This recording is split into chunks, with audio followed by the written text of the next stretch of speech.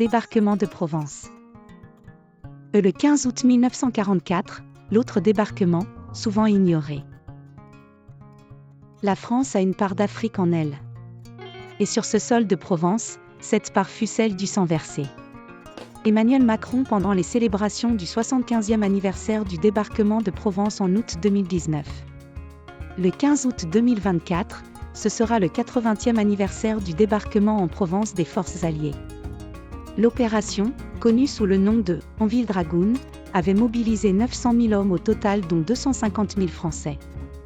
Des combattants de la première armée française dirigée par le général de Lattre de Tassigny, composés principalement de soldats venus d'Afrique du Nord et subsaharienne, ancienne colonie.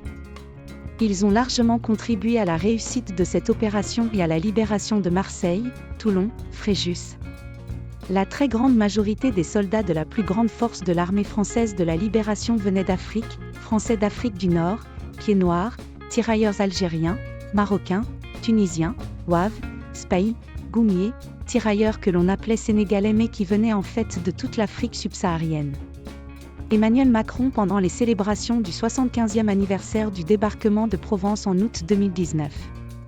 L'objectif militaire de cette opération était de prendre les Allemands par surprise et de soulager le front de Normandie où avait eu lieu le débarquement 10 semaines plus tôt.